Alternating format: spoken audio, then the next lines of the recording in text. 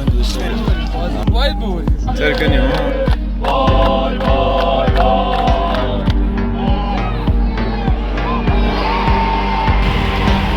فقط میتونم بگم هیچی برای دفاع ندارم.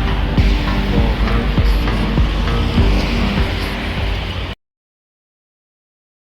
ای بهاره آسمون عیره میرم به خونمون داد میزنم ای جان ای جان ای جان دارم میرم به تهران دارم میرم به تهران به ایران دارم میرم به تهران دارم میرم به تهران.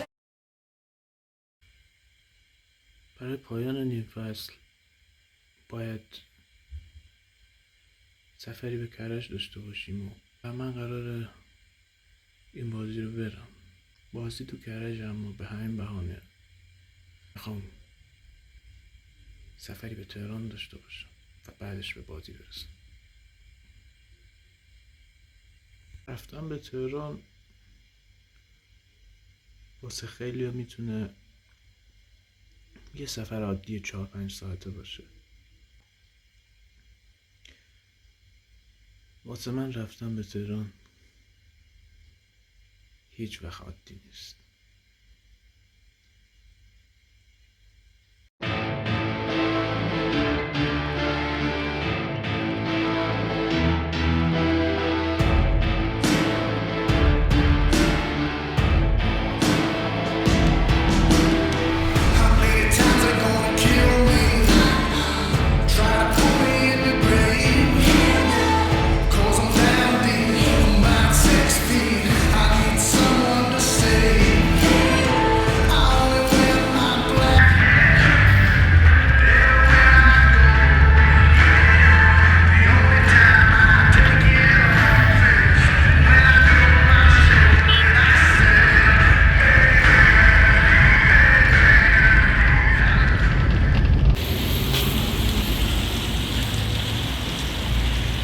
منتظریم اتوبوس بیاد.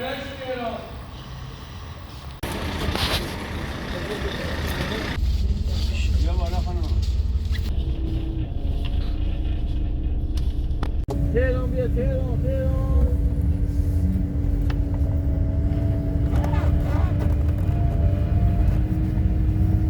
تهران بیا تهران تهران.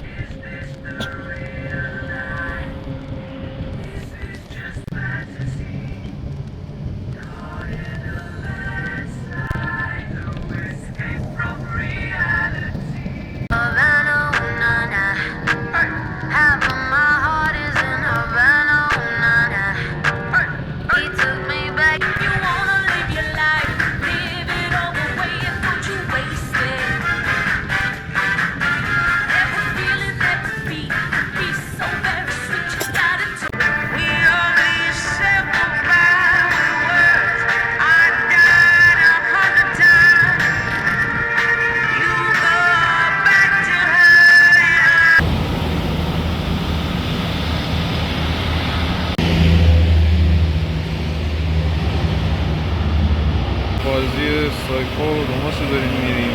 البته فرداست. چندان امیدی به نتیجه گرفتن ندارم، ولی دیگه امیدوارم این فصل خوب تمام شه با تمام اتفاقاتی که داریم.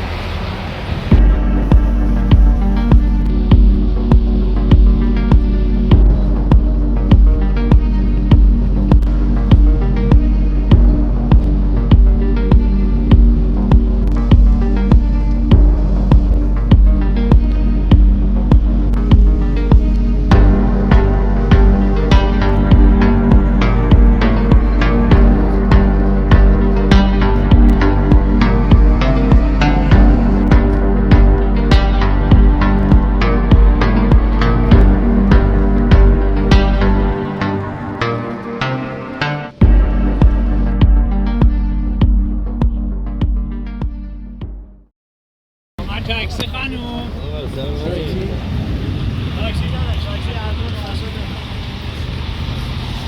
این شهر از شما بهتر آره. تاکسی رسیدیم به مقصد.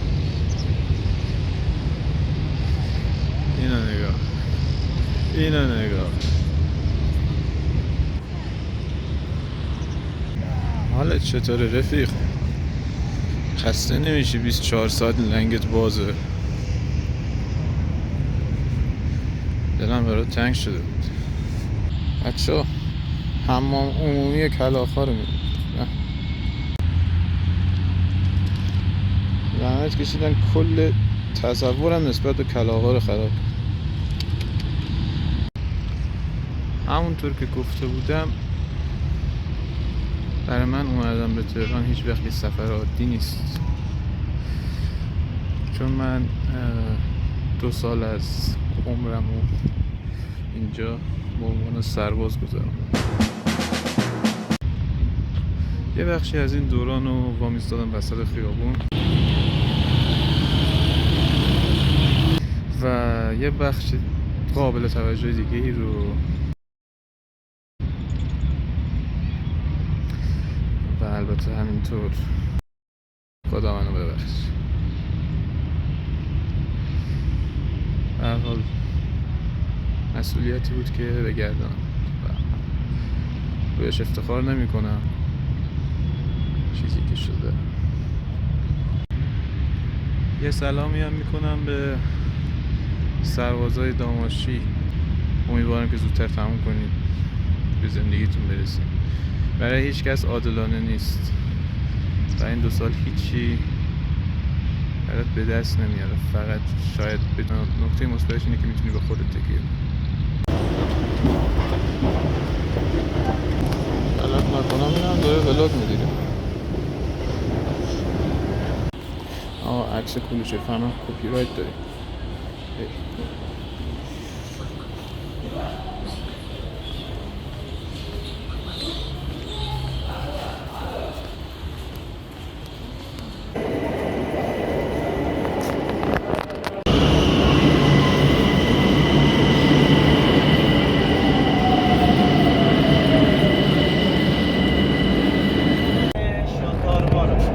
درمان کننده در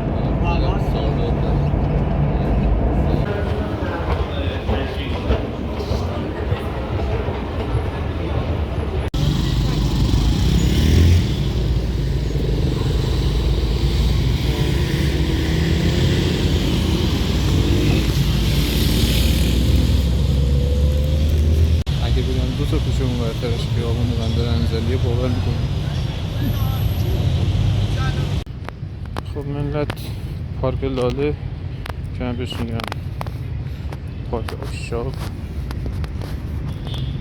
پارک کلاغ‌ها، البته به طور واضح‌تر مکان.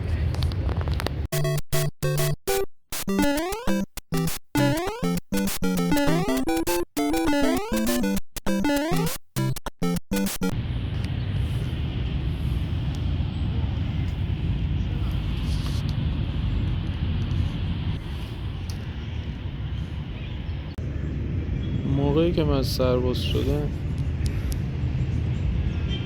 اومدم تهران، داماش یه پای فینال جام حذفی بود و به پلی‌آف سوپر لیگ یکم رسیده بود.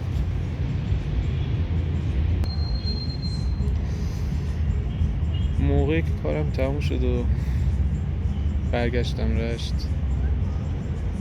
داماشی وجود نداشت و این خیلی تلخ.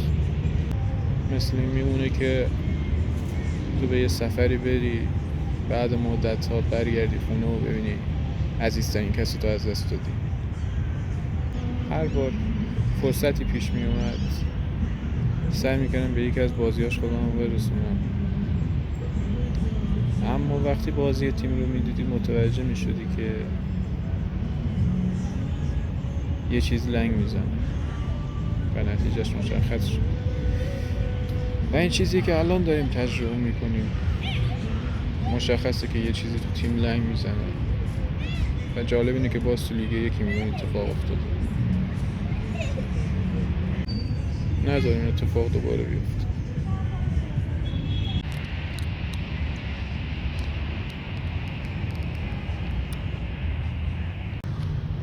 یکی از بچه‌های داماشه فهمیده من تهرانم، گفته که بیام پیشش و اونجا پیشمون اقامت داشته باشه. شما خوب بشناسیش، تو ولاگ‌های قبلی هم بوده و برای رفتن پیشش باید برم تا اینجا.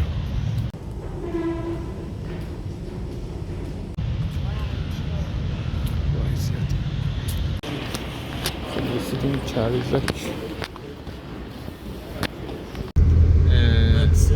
دوست آقایان و آقایان ایشون چکری داری زد میکنی؟ سلام خوب هستی؟ من الان دیگه اگه میخوای بازی بیای دیگه. آره دیگه بازی هم میاد. بس بازی نه بازیم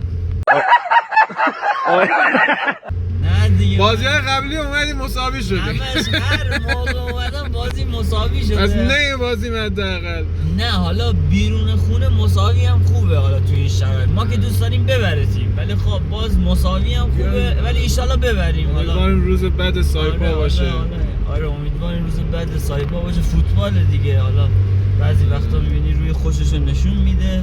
ایشالله که ببریم. حالا اصلا مساوی آخرش چی بگیم بعد اینکه بردیم دیگه میتونیم میگیم چی؟ خدای شکر، خدای شکر، خدای شکر.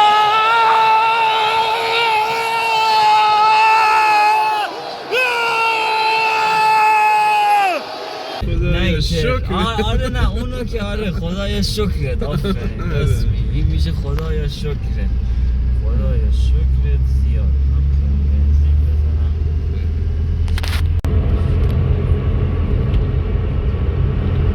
علی جالبه اینجا بدونی. حالا اینجا که حسن آباده، بعد اینکه شهر صنعتی داره. شهر صنعتیش خیلی بزرگه و اینجا مثلا نزدیکترین شهر که مثلا حالا جا افتاده است یکی کهریزک، نزدیک کهریزک با نزدیک رباط کریمه.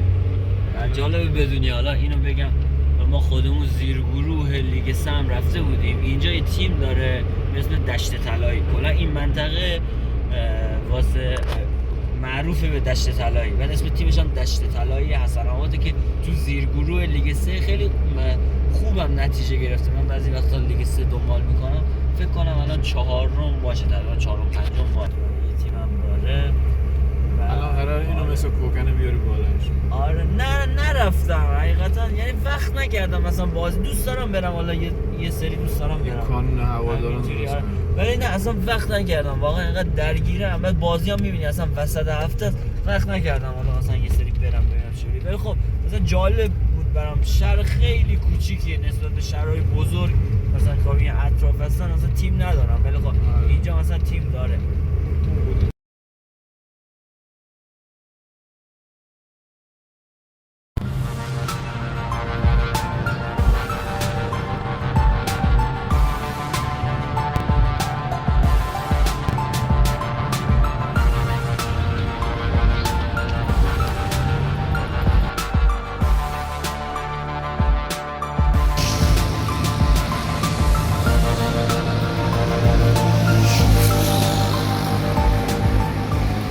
صبح خیر از مشیریه. امروز بازی قرار برگزار شه ساعت 2. دیشب یه خبر اومد که مرتضی آقاخانم رسما به داماش پیوست.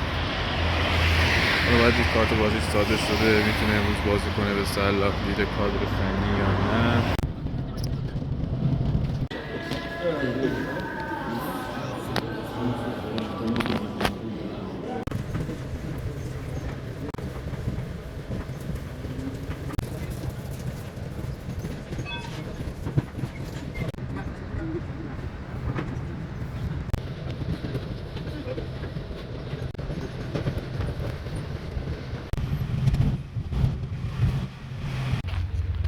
خب ما رسیدیم به استادیوم انقلاب کرج. بریم این دفعه بین هوادارمون ببینیم چی میگن. استادیومش به نظرتون بی شباهت به سردار جنگل خودمون نیست؟ در واقع خودش هست. سلام علیکم. سلام سلام آقایان داماشی. سلام شرایط تیم داغونه دیگه. شاید حال حرف زدن داشته باشم. عوضی تا امتیاز بگیریم خلاصه. چی فکر کنی؟ ما همیشه تهران رو دو نتیجه بگیریم. به تهران همه تقریبا خوشیان بود. انشالله باید نتیجه گیریم. بازی آخره دیگه. امروز سایپا آبی ما سفید. بلند یه وضعیه. آی روز به چکریم. بازی باید ببریم. ترکنیم ها.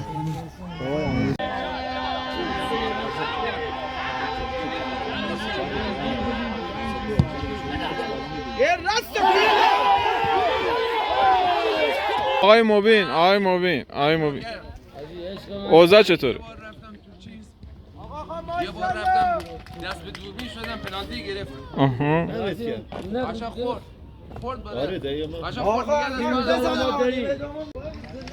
فعلا این تا نیمه جیویشتیم.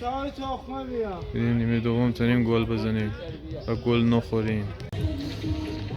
هیچ چند که زکان نیستید گیری شما از رش بمایید حتی فارسی رو گفتیدم من دوبله شما از رش بمایید بازی ببینید اصلا نهید امیز زکان تا کوی بشوید کرش که رای حیف که همین هواداران غزرن هیچ که نه هیچ حیف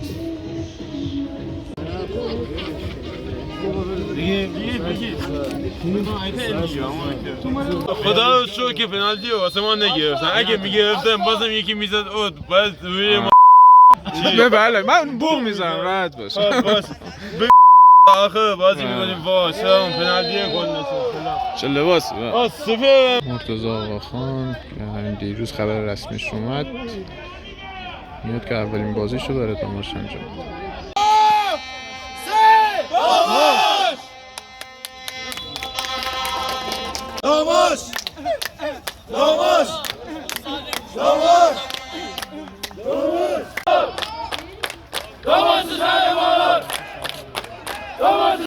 یه روب دیگه مونده فقط یه روب میشه گل نخوریم نبازیم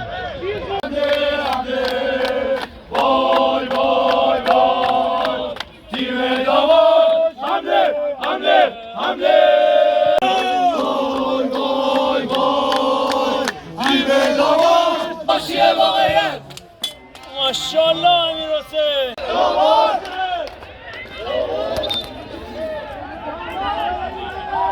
4 دقیقه وقت اضافه 4 دقیقه مونده اولی امتیاز خارج از خونه‌مونو بگیر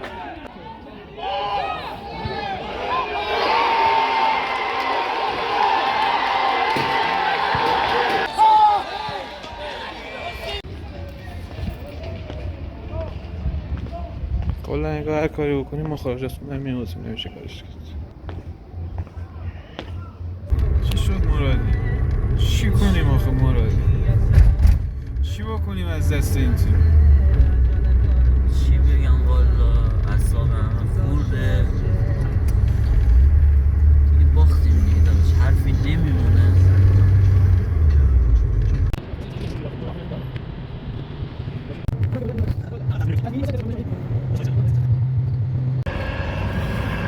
و بالاخره رشت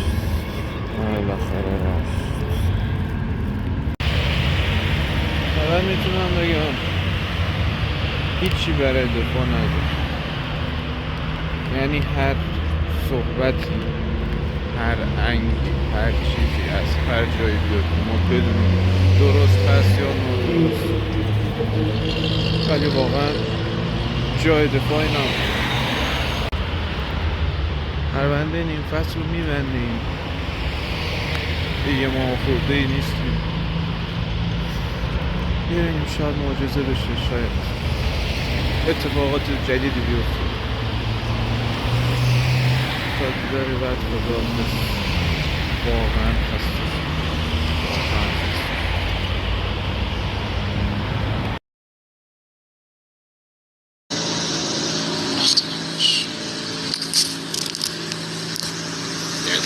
افتضاح چون گاوه سیمکشی کن سیمکش اینجا خیارشوره اون گلو میزن فقط محمد رضا